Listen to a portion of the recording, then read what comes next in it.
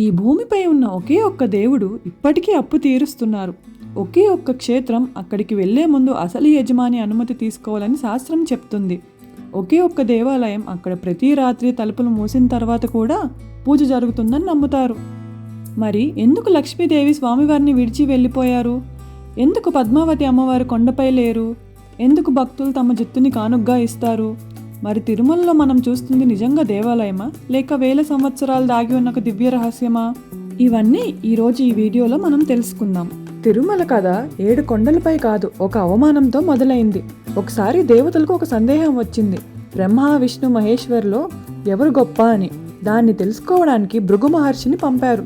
మొదట బ్రహ్మదేవుని పరీక్షించారు, తర్వాత శివుడిని, చివరికి వైకుంఠానికి చేరుకున్నారు. అక్కడ విష్ణుమూర్తి లక్ష్మీదేవి ఒళ్ళో విశ్రాంతి తీసుకుంటున్నారు. భృగు మహర్షి ఒక్కసారిగా వెళ్ళి విష్ణుమూర్తి ఛాతిపై కాలితో తన్నారు. అక్కడున్న లోకాలన్నీ ఉలిక్కిపడ్డాయి. కానీ విష్ణువు కోప్పడలేదు. మహర్షి, మీ పాదానికి నొప్పి కలిగిందా అని అడిగారు. భృగు మహర్షి వెంటనే గ్రహించారు, అహంకారం లేని దేవుడు విష్ణువే అని. కానీ ఈ సంఘటనలో బాధపడిన వాళ్ళు ఒకరున్నారు, అది లక్ష్మీదేవి. విష్ణు ఛాతి అంటే శ్రీవత్స స్థానం, అదే లక్ష్మీదేవి నివాసం. తన నివాసాన్ని అవమానించిన వ్యక్తిని విష్ణువు క్షమించినా లక్ష్మీదేవి మాత్రం భరించలేకపోయింది. ఆమె వైకుంఠాన్ని విడిచిపెట్టి భూమిపైకి వచ్చేసింది.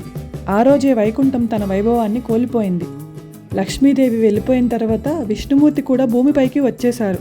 కానీ దేవుడిలా కాదు, ఒక సాధారణ మనిషిలా, శ్రీనివాసుడిగా. ఆయన నివసించడానికి ఎంచుకున్న ప్రదేశం శేషాచలం, ఇప్పటి తిరుమల. తిరుమల అసలు యజమాని వెంకన్న కాదు. ఆ ప్రాంతానికి అప్పటికే ఒక యజమాని ఉన్నారు, భూవరాహస్వామి. భూమిని రక్షించిన తర్వాత ఆ ప్రాంతం ఆయన అధీనంలో ఉండేది. పురాణాల ప్రకారం శ్రీనివాసుడు కూడా అక్కడ నివసించడానికి ఆయన అనుమతి తీసుకున్నారని చెప్తారు. అందుకే నేటికి భూవరాహస్వామిని ముందు దర్శించి తర్వాతనే వెంకటేశ్వర స్వామిని దర్శించుకోవాలని అంటారు. ఒకరోజు వేటకు వెళ్లిన శ్రీనివాసుడు ఆకాశరాజు కుమార్తె అయినటువంటి పద్మావతిని చూశారు. ఆ ఒక్క చూపే చాలు, ఇద్దరిని ఒకరు ఇష్టపడ్డారు. దేవతలు, ఋషులు, గంధర్వుల సమక్షంలో వారి వివాహం జరగాలని నిర్ణయమైంది. కానీ ఆ వివాహం కోసం అపారమైన సంపద అవసరమైంది. అప్పుడు శ్రీనివాసుడు ధనాధిపతి అయిన కుబేరుడు వద్దకు వెళ్లారు. వివాహం కోసం అప్పు తీసుకున్నారు. కలియుగం ముగిసే వరకు తిరిగి చెల్లిస్తానని మాట ఇచ్చారు. అందుకే నేటికి భక్తులు హుండీలో వేసే ప్రతి రూపాయి ఆ అప్పు తీర్చడానికే సమర్పించిన కానుగ్గా భావిస్తారు. ప్రపంచానికి యజమానే, కానీ మాట ఇచ్చిన తర్వాత అప్పుదారుడుగానే నిలిచారు. శ్రీనివాసుడు పద్మావతి అమ్మవారు వివాహం జరిగినాక పురాణాలు చెప్తున్నాయి, లక్ష్మీదేవి తిరిగి వచ్చిన తర్వాత ఒక దివ్యమైన పరిస్థితి ఏర్పడింది. అప్పుడు స్వామివారు తిరుమలలో వెలిసి పద్మావతి అమ్మవారు తిరుచునూరులో కొలువై ఉన్నారు. కానీ భక్తులు చెప్పే కారణం ఇంకా అందమైంది. కొండపై వెంకన్న భక్తుల్ని కాపాడుతుంటే కింద పద్మావతి తల్లి వారి మొక్కుల్ని ఆలకిస్తుందట. తిరుమలలో మనకు కనిపించే 7 కొండలు సాధారణ కొండలు కాదు. పురాణాల ప్రకారం అది ఆదిశేషుని 7 శిరస్సులు. శేషాద్రి, నీలాద్రి, గరుడాద్రి, అంజనాద్రి, వృషభాద్రి, నారాయణాద్రి, వెంకటాద్రి. ఈ 7వ కొండ అయిన వెంకటాద్రి పైన కలియుగ ప్రత్యక్ష దైవం శ్రీ వెంకటేశ్వర స్వామి వెలిసి ఉన్నారు. తిరుమలలో కోట్లాది మంది తలనీలాలు సమర్పిస్తారు. దానికి ఒక పురాణ కథ ఉంది. నీలాదేవి తన జుట్టులో భాగాన్ని స్వామివారికి సమర్పించింది. ఆ త్యాగానికి గుర్తుగా భక్తులు తమ జుట్టును కానుగ్గా ఇస్తారు. మరో భావన ప్రకారం దేవుని ముందు అహంకారాన్ని వదిలేయడమే ఆ సమర్పణ. తిరుమలలో ప్రతిరోజు ఒక దివ్య రాజ్యంలా ప్రారంభమవుతుంది. మొదట ఆలయానికి చేరుకునేది ఒక గొల్ల. ఆయనే ఆలయ ద్వారాల్ని తెరుస్తారు. తర్వాత అర్చకులు బ్రహ్మముహూర్తంలో సుప్రభాత సేవతో స్వామివారిని మేల్కొలుపుతారు. ప్రపంచాన్ని మేల్కొల్పే దేవుడిని ప్రతి ఉదయం అర్చకులు మేల్కొల్పడం ఎంత అద్భుతమో ఊహించండి. ఆ తరువాత తోమాల సేవలో స్వామివారిని అందంగా అలంకరిస్తారు. తరువాత శ్రీనివాసుడికి ఆలయ ఆదాయం, పంచాంగం, ఆ రోజు విశేషాలు అన్నీ స్వామివారి ముందు చదివి వినిపిస్తారు.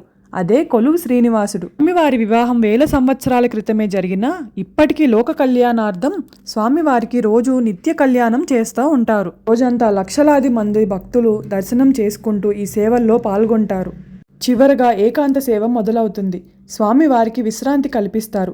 లాలిపాట పాడుతారు, పాలు సమర్పిస్తారు, ద్వారాలు మూసివేస్తారు. అక్కడితో మనుషుల దర్శనం ముగుస్తుంది. కానీ ఇక్కడే తిరుమలలో అత్యంత గొప్ప రహస్యం దాగి ఉంది. ఆలయం మూసిన తర్వాత బ్రహ్మదేవుడు, ఇంద్రుడు, 33 కోట్ల దేవతలు స్వామివారిని దర్శించుకోవడానికి వస్తారట. మనుషులు మూసిన తలుపులు దేవతల కోసం తెరుచుకుంటాయని నమ్ముతారు. ఇప్పుడు ఒక్కసారి ఆలోచించండి. ఈ కథలో ప్రతి పాత్ర మనకు ఒక పాఠం చెప్తుంది. లక్ష్మీదేవి చెప్తుంది ప్రేమ ఉన్న చోట గౌరవం కూడా ఉండాలని. భూవరాహ స్వామి చెప్తున్నారు ఎంత గొప్పవారైనా కృతజ్ఞతను మర్చిపోకూడదని. శ్రీనివాసుడు చెప్తున్నారు పరిస్థితులు మారినా ఇచ్చిన మాట మారకూడదని. అందుకే విశ్వానికి యజమానైనా సరే కుబేరుడి అప్పు తీరుస్తూనే ఉన్నారు. పద్మావతి అమ్మవారు చెప్తున్నారు ప్రేమ అంటే స్వాధీనం కాదు, నమ్మకం అని. మనిషి జీవితంలో ఉన్న కామం, క్రోధం, లోభం, మోహం, మదం, మాత్సర్యం అనే 6 శత్రువుల్ని దాటితేనే 7వ కొండ అయిన దైవత్యాన్ని చేరుతారు. అందుకే ఆ స్వామివారిని దర్శించుకున్న తర్వాత మన మనసుకి ఎంతో శాంతి కలుగుతుంది. ఆయన రూపాన్ని కూడా మర్చిపోతాం. మీలో ఎంతమందికి ఇది అనుభవమైంది? ఎంతమంది తిరుమల వెళ్ళారు? వెళ్ళి ఉంటే మీ అనుభవాల్ని కామెంట్ రూపంలో తెలియజేయండి. ఇలాంటి మరెన్నో విషయాల కోసం భక్తిభావనల ఛానల్ని ఫాలో అవ్వండి.